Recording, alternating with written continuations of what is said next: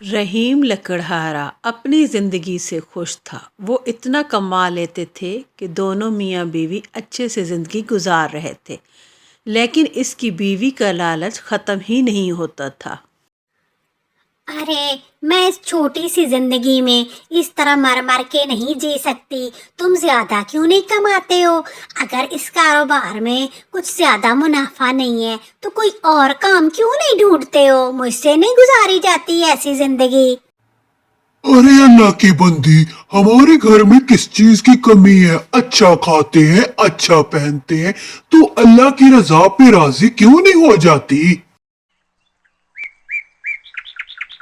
رحیم جنگل میں لکڑیاں کاٹنے ایک دن جاتا ہے۔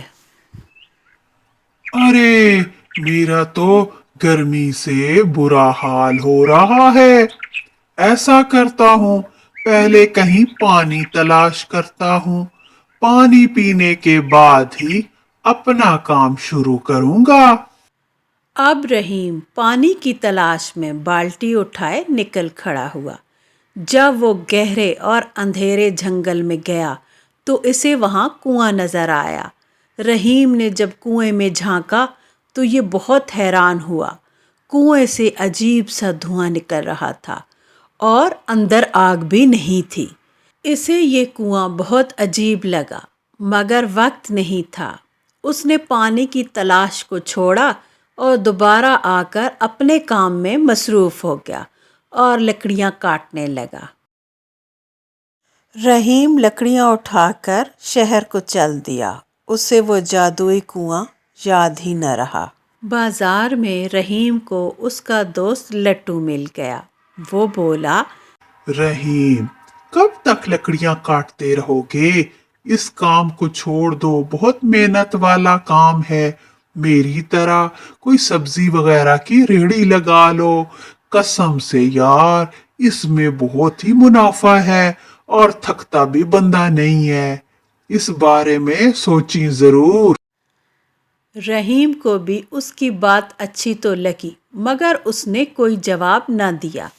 رات کو رحیم کو نیند نہیں آ رہی تھی۔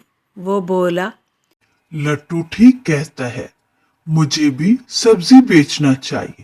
صبح ہی اپنی لکڑی سے تیار کرواؤں گا ریڑھی اور پھر بیچوں گا سبزی۔ پھر رحیم نے ریڑھی پکڑی، سبزی رکھی اور نکل کھڑا بیچنے۔ اسے دور سے اپنی طرف آتی ایک عورت نظر آئی۔ وہ آ کر بولی، بھیا، آپ کی سبزی بہت تازہ اور اچھی ہے اور منافع بھی کم، ایسا کیوں؟ بہن میری، میں کم منافع اس لیے رکھتا ہوں کہ مجھے پیسے کا لالچ نہیں ہے۔ میں لوگوں کے ساتھ زیادتی نہیں کرتا۔ اب ہر شام رحیم کی ریڑھی گھر واپس خالی ہی آتی اور ان کے دن بدلنے لگے۔ ان کے پاس کافی پیسہ آ چکا تھا، مگر رحیم کی بیوی کا لالچ ختم ہونے کا نام ہی نہیں لیتا تھا۔ وہ رات بھر جاگتی اور پیسہ کمانے کے بارے میں سوچتی رہتی۔ عید کے دن خالہ شریفہ بھی زیبو کے پاس آ گئی لڈو کھانے۔ لڈو کھانے کے بعد وہ زیبو کے پاس چارپائی پر بیٹھی اور بولی، ارے زیبو، تجھے کچھ پتا ہے؟ میں نے سنا ہے کہ جو ہمارے جاگیردار صاحب تھے نا، ان کے امیری کا راز یہ ہے کہ انہوں نے کوئی کنواں ڈھونڈ لیا تھا جنگل میں، اور اس کنویں میں انہوں نے ایک سکہ ڈالا اور کہا اور سکے دو، اور پھر کہتے ہیں کہ اس کنویں نے انہیں اتنے سکے دیے کہ وہ امیر ہو گئے۔ ہائے، مجھے وہ کنواں مل جاتا تو میں بھی امیر ہو جاتی۔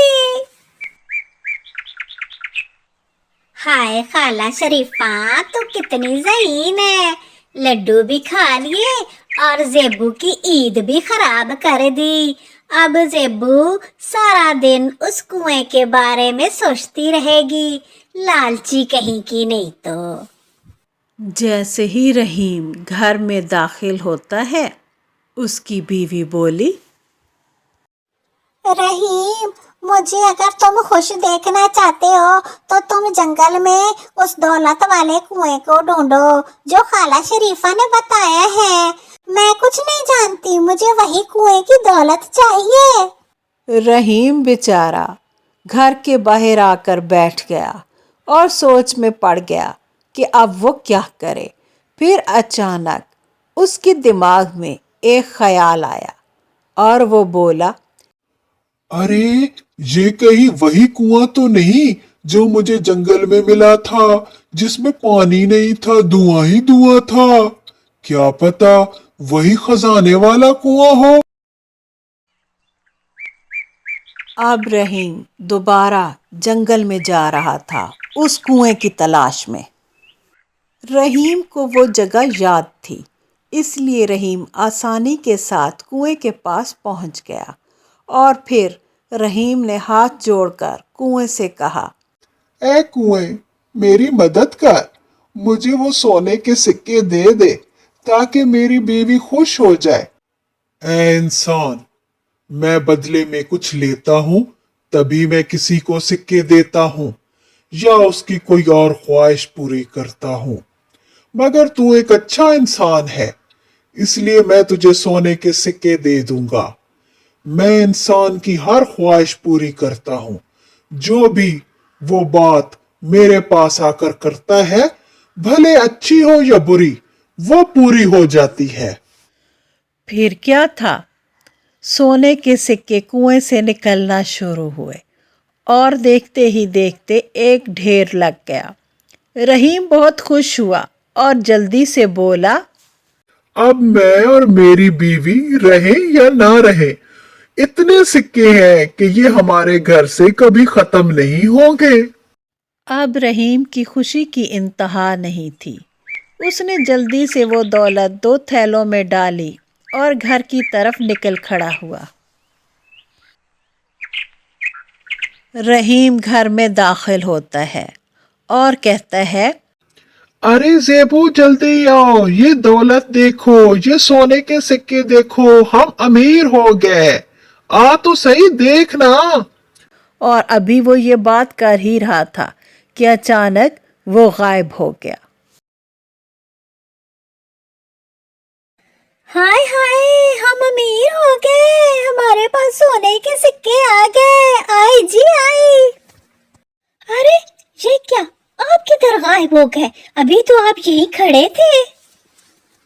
मगर ये देखकर वो हैरान रह गई कि उसका मियाँ गायब कैसे हो गया।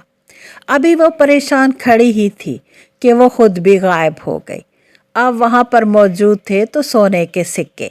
रहीम की बात पूरी हो गई थी जो उसने कुएं के पास की थी कि हम रहें या न रहें, हमारे घर में सोने के सिक्के रहने चाहिए।